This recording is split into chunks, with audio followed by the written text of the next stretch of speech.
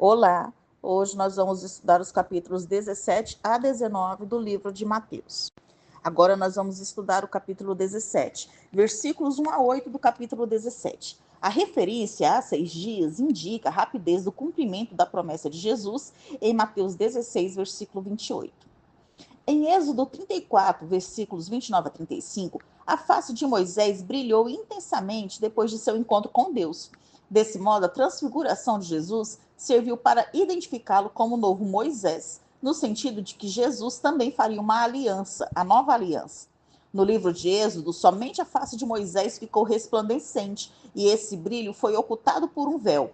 Já a face de Jesus teve um brilho glorioso demais para ser ocultado e as suas vestes se tornaram brancas como a luz. Cristo passou por uma dramática mudança em sua aparência, de modo que os discípulos puderam contemplar a sua glória. Moisés representa a lei, a antiga aliança. Ele escreveu o Pentateuco e predisse a vinda de um grande profeta em Deuteronômio 18, versículos 15 a 19. Já Elias representa os profetas que profetizaram a vinda do Messias. A presença de Moisés e Elias junto a Jesus confirmam a missão messiânica de Jesus, que consistiu em cumprir a lei de Deus e as palavras dos profetas. A presença de Moisés e Elias indica que as condições necessárias para a vinda do Messias tinham sido cumpridas. Pedro errou ao colocar Moisés e Elias no mesmo patamar de Cristo. Cristo era aquele para quem tanto Elias como Moisés haviam apontado. A voz do Pai interrompeu quando Pedro ainda falava, mostrando a superioridade de Jesus em relação a Moisés e Elias.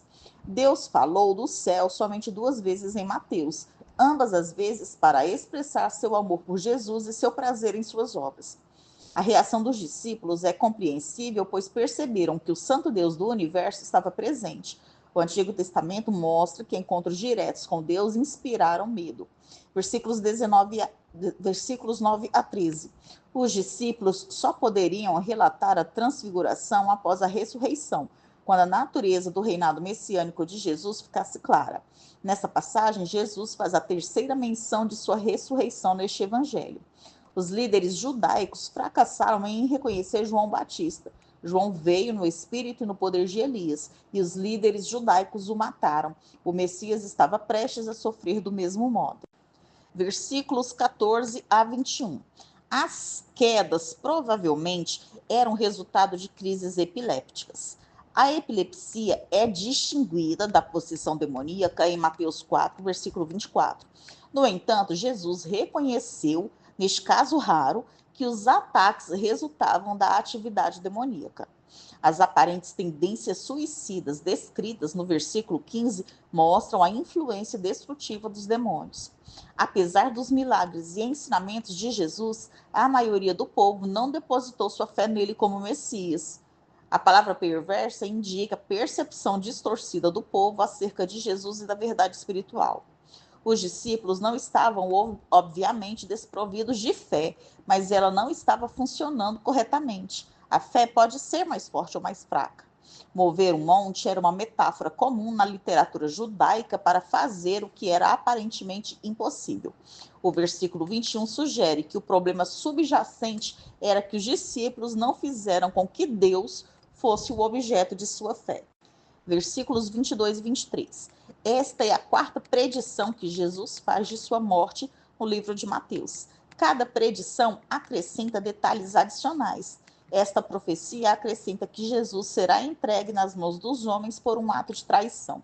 Versículos 24 a 27. O imposto das 2 dracmas era coletado de todo judeu do sexo masculino acima de 20 anos de idade e era usado para a conservação do templo de Jerusalém.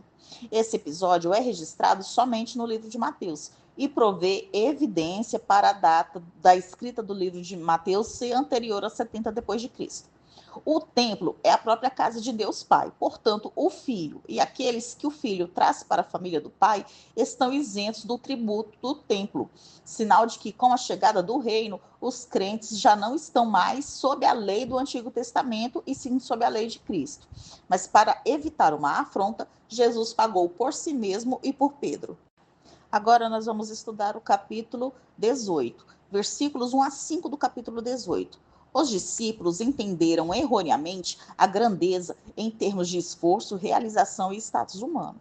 Jesus usou uma criança para ajudar seus discípulos a adotarem a humildade infantil.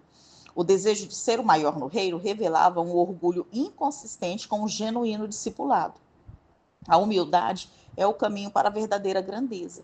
Jesus recomendou um tratamento bondoso e gracioso para com as crianças, ao ensinar que todo aquele que recebe uma criança em seu nome será recompensado como se tivesse recebido o próprio Messias. No versículo 5, não se trata de crianças literais, mas de crianças no sentido descrito nos versículos 3 e 4, ou seja, aqueles que se humilharam como uma criança. Versículos 6 a 9. Jesus passou de crianças literais para pequeninos espirituais que creem nele, indicando seus discípulos. A pedra de moinho era uma pedra arredondada e grande, girada por um jumento. Uma pedra grande pendurada ao pescoço afogaria até os melhores nadadores.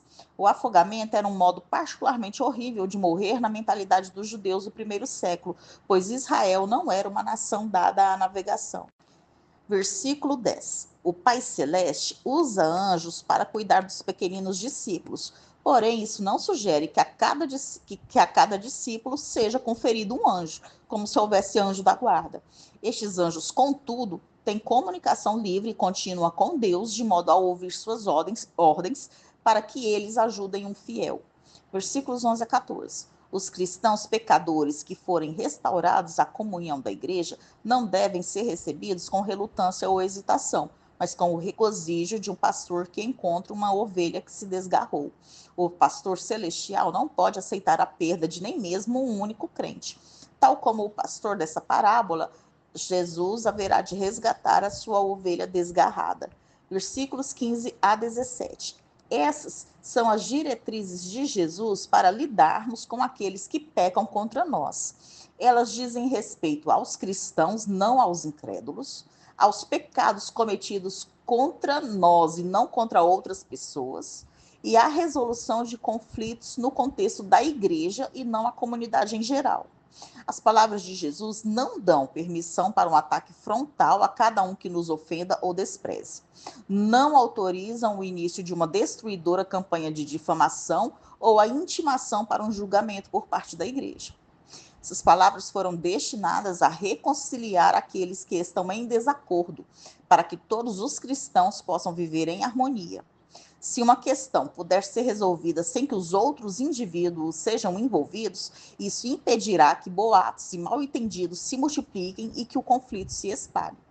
O objetivo é a restauração do ofensor, seja um irmão ou uma irmã, ao caminho do discipulado. Se a pessoa não ouvir, se permanecer no erro, deve-se levar uma ou duas pessoas para servirem como testemunhas, de acordo com Deuteronômio 19, versículo 15. Se a pessoa ainda se recusar a se arrepender, então a questão precisa ser relatada à igreja toda, de modo que todos possam buscar de maneira amorosa a reconciliação do irmão em pecado. Mas se isso falhar, a pessoa deve ser excluída da igreja e considerada descrente. A ideia não é simplesmente punir a pessoa ou afastar-se dela totalmente, mas retirá-la da comunhão da igreja por ser considerada uma influência danosa e, a partir daí, considerá-la como alguém a quem se deve pregar o evangelho, não mais um irmão. Versículos 18 a 20. Uma interpretação errônea, porém comum, afirma que esses versículos prometem que Deus fará tudo o que 2 ou 3 crentes pedirem. Isso viola o contexto. Há uma clara ligação com a discussão imediatamente precedente que trata da restauração de um discípulo faltoso. Os versículos 18 e 19 ligam as ações de restauração e disciplina promovidas por discípulos de Jesus na terra às decisões do Pai que está nos céus. Portanto, os 2 ou 3 mencionados no versículo 20 são as 2 ou 3 testemunhas que foram primeiramente mencionadas no versículo 16. Jesus afirma que estará divinamente presente entre seus discípulos quando eles buscarem unidade ao tomar decisões, o que é corretamente entendido também como uma afirmação de onipresença e, consequentemente, de divindade. Versículos 21 e 22. Os rabinos ensinavam que era necessário perdoar os ofensores, mas somente 3 vezes. Pedro, tentando ser especialmente generoso, perguntou a Jesus se deveríamos perdoar 7 vezes, que é o considerado número da perfeição. Mas Jesus respondeu que deveria se perdoar até 70 vezes 7. O argumento de Jesus não era que deveria se perdoar 490 vezes, mas que o perdão deve ser ilimitado sempre que houver arrependimento verdadeiro. Versículos 23 a 27. Em parábolas judaicas, um rei simboliza Deus e fazer contas simboliza o juízo divino. Os 10.000 talentos eram equivalentes ao valor do salário de 1 bilhão de dias de um lavrador. Isso era mais dinheiro do que o que havia circulante em toda a Palestina. O talento era a maior unidade da moeda corrente, mais ou menos equivalente ao salário referente a 6.000 dias de trabalho. Então, 10.000 é o mais alto número individual que pode ser expresso em grego. Desse modo, vemos que nessa alegoria, a soma representa a dívida irremediável do pecador para com Deus. Vender o devedor, sua família e suas posses, que era permitido, dificilmente daria para começar a recuperar essa dívida. Perdoar tamanho empréstimo é um ato surpreendente de graça. Versículos 28 a 31. 100 denários era o equivalente a 3 meses de salário. Isso era insignificante em comparação à dívida do primeiro servo para com o rei. O contraste entre os 10.000 talentos e os 100 denários mostra que os pecados dos outros contra nós são triviais em comparação com a enormidade de nossos próprios pecados contra Deus. O conservo implorou ao servo que devia, tal como o servo tinha implorado diante do rei. Mas o conservo foi mais honesto em seus apelos, uma vez que sua dívida era realmente administrável. Versículos 32 a 35. O ponto da parábola é agora revelado. Visto que Deus tem demonstrado aos crentes tão grande misericórdia ao perdoar os seus pecados, eles deverão, por sua vez, perdoar de coração os pecados dos outros. O devedor foi entregue aos carrascos e continuaria até que a dívida fosse totalmente paga. Uma vez que a dívida era impossível de ser paga, essa prisão simboliza uma punição eterna. Agora nós vamos estudar o capítulo 19, versículo 1 do capítulo 19. Jesus deixou a Galileia pela última vez. Daqui para a frente, este evangelho descreve o ministério de Jesus no caminho de Jerusalém. Versículo 3. Devido a uma diferença de opinião entre os rabis Shammai e Hillel, ambos praticamente contemporâneos de Jesus, havia uma acalorada discussão sobre o assunto do divórcio. Se você assiste The Chosen, você deve ter ouvido esses dois nomes, Shammai e Hillel. Os xamaitas interpretavam a lei de maneira rígida e só permitiam que um homem se divorciasse de sua mulher se ela fosse culpada de imoralidade sexual. Os seguidores de Hillel assumiram uma abordagem amplamente pragmática e permitiam que um homem se divorciasse de sua mulher por qualquer motivo, até se ela queimasse o jantar do marido. Versículos 4 a 6. Deus estabeleceu o casamento tanto pela criação quanto por uma ordem. Ele criou 2 gêneros complementares, macho e fêmea, e ordenou que um homem e uma mulher se unissem em casamento. Visto que Deus ordenou o casamento, qualquer tentativa humana de dissolvê-lo constitui um ataque à obra do próprio Deus. Versículos 7 a 9.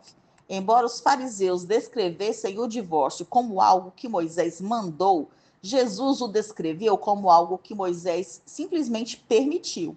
Nenhuma provisão para o divórcio foi dada a princípio. Só depois que o coração humano ficou endurecido pelo pecado é que o divórcio foi permitido. O coração dos discípulos de Jesus é transformado, que os capacita a serem fiéis à sua aliança conjugal. Jesus permitiu o divórcio e o novo casamento apenas no caso de infidelidade conjugal, porque a infidelidade sexual efetivamente destrói a união de uma só carne do casamento. Versículos 10 a 12.